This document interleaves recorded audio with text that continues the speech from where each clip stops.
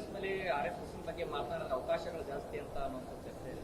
ಅಲ್ಲೇ ಪ್ರಮೋಷನ್ ಆಗ್ತದೆ ಅಂತ ಹೇಳಿ ಈ ರಾಹುಲ್ ಗಾಂಧಿ ಅನ್ನುವಂಥ ಒಂದು ವ್ಯಕ್ತಿ ಏನಿದೆಯಲ್ಲ, ದೇಶದ ವಿರುದ್ಧ ಮಾತಾಡೋರು, ಹಿಂದೂ ಧರ್ಮದ ವಿರುದ್ಧ ಮಾತಾಡೋರು, ಅದೇ ರೀತಿ RSS ವಿರುದ್ಧ ಮಾತಾಡೋರು, ಯಾರು ಮಾತಾಡ್ತಾರೆ ಅವ್ರಿಗೆ ಪ್ರಮೋಷನ್ ಕೊಡ್ತಾರೆ. ಈಗ BK ಹರಿಪ್ರಸಾದ್ ಕೊಟ್ಟಿದ್ದು ಅದೇ ಕಾರಣದಿಂದ, ಈ ಹೋಮ್ ಮಿನಿಸ್ಟರ್ ಖರ್ಗೆ ಅವರು ಮಾಡಿದ್ದು ಅದೇ ಕಾರಣದಿಂದ, ಅವ್ರ ತಂದೆಯನ್ನು ರಾಷ್ಟ್ರೀಯ ಅಧ್ಯಕ್ಷ ಮಾಡಿದ್ದು ಅದೇ ಕಾರಣದಿಂದ, ಮತ್ತೊಂದೇನಿಲ್ಲ. ಹಿಂದೂಗಳಿಗೆ ಬೈ ಅವರು ಅತ್ಯಂತ ಹಗುರಾಗಿ ಮಾತಾಡಬೇಕು, ದೇಶದ ವಿರುದ್ಧ ಹೇಳಿಕೆ ಕೊಡಬೇಕು, ಚೀನಾ ಏಜೆಂಟ್ರಂತೆ ಕೊಡಬೇಕು, ನಮ್ಮ ಪಾಕಿಸ್ತಾನ ಅನ್ನಬೇಕು. ನಿನ್ನೆ ಒಬ್ಬ ಶಿಗ್ಗಾಂವದಲ್ಲಿ ಕಾಂಗ್ರೆಸ್ MLA ನಮ್ಮ ಪಾಕಿಸ್ತಾನ ನಮ್ಮ ವೈರಿ, ಎಲ್ಲ ಚೀನಾ ನಮ್ಮ ವೈರಿ ಅಂತ ಹೇಳ. ಬಹುಶಃ ಅವನಿಗೂ ಏನಾದರೂ ಪ್ರಮೋಷನ್ ಸಿಗ್ಬೋದು ಇಷ್ಟರಲ್ಲೇ. ಅಂದರೆ ಇದು ಕೆಟ್ಟ ಒಂದು ಸಂಸ್ಕೃತಿ ಕಾಂಗ್ರೆಸ್ನಲ್ಲಿ. ರಾಹುಲ್ ಗಾಂಧಿ ಮೇಲೆ ಬಂದು ಮೊದಲೇ ನೋಡೋದು ಕಾಂಗ್ರೆಸ್ಸು ದೇಶ ವಿರೋಧಿ ಹೇಳಿಕೆಗಳಲ್ಲೇ ನೆಹರೂವಿಂದ ಹಿಡಿದು ಎಲ್ಲರೂ ಇದೇ ಮಾಡಿದ್ದಾರೆ. ಇನ್ನೂ ಹೆಚ್ಚು ಪ್ರಖರವಾಗಿ ರಾಹುಲ್ ಗಾಂಧಿ ಬಂದ ಮೇಲೆ ಆಗ್ತಾ ಇದೆ.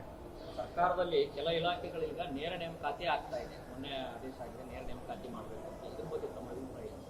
ನೋಡಿ, ನೇರ ನೇಮಕಾತಿ ಮಾಡುವಂಥದ್ದು ಏನು ಪ್ರೊಸೆಸ್ ಮಾಡಿದ್ರೆ ಭ್ರಷ್ಟಾಚಾರಕ್ಕೆ ಅನುಕೂಲ. ಈಗ ನೀವು KPSC ಎದಕ್ಕೆ ಮಾಡಿರಿ? KPSCನೂ ಸಹ ಒಂದು ಭ್ರಷ್ಟಾಚಾರದ ದೊಡ್ಡ ಕೂಪದು, ಅದೇನು ಭಾಳ ಸಾಚಗಳಿಲ್ಲ. ಯಾಕಂದ್ರೆ ಅದರ ಅಧ್ಯಕ್ಷನ ಮೇಲೆ ಗಂಭೀರ ಆರೋಪ ಬಂದಿದೆ.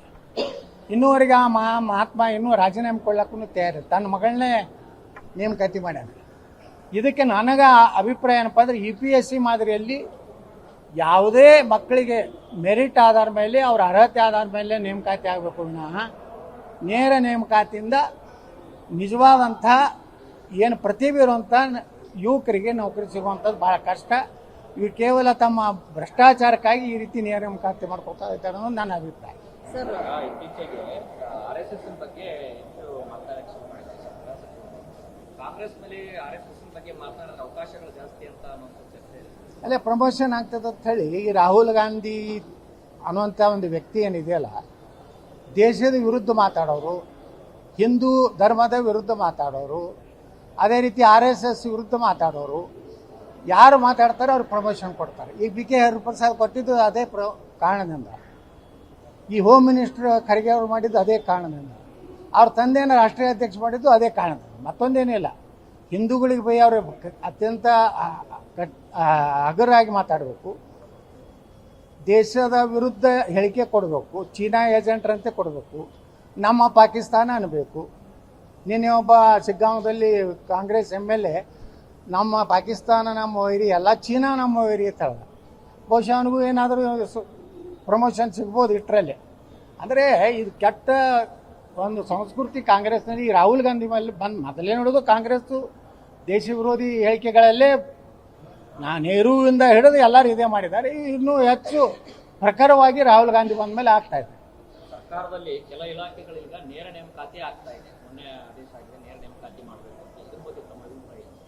ನೋಡಿ, ನೇರ ನೇಮಕಾತಿ ಮಾಡುವಂಥದ್ದು ಏನು ಪ್ರೊಸೆಸ್ ಮಾಡಿದ್ರೆ ಭ್ರಷ್ಟಾಚಾರಕ್ಕೆ ಅನುಕೂಲ. ಈಗ ನೀವು KPSC ಎದಕ್ಕೆ ಮಾಡಿರಿ? KPSCನೂ ಸಹ ಒಂದು ಭ್ರಷ್ಟಾಚಾರದ ದೊಡ್ಡ ಕೂಪದು, ಅದೇನು ಭಾಳ ಸಾಚಗಳಿಲ್ಲ. ಯಾಕಂದ್ರೆ ಅದರ ಅಧ್ಯಕ್ಷನ ಮೇಲೆ ಗಂಭೀರ ಆರೋಪ ಬಂದಿದೆ. ಇನ್ನೂವರೆಗೆ ಆ ಮಹಾತ್ಮ ಇನ್ನೂ ರಾಜೀನಾಮೆ ಕೊಡ್ಲಕ್ಕೂ ತಯಾರಿ, ತನ್ನ ಮಗಳನ್ನೇ ನೇಮಕಾತಿ ಮಾಡ್ಯಾನ.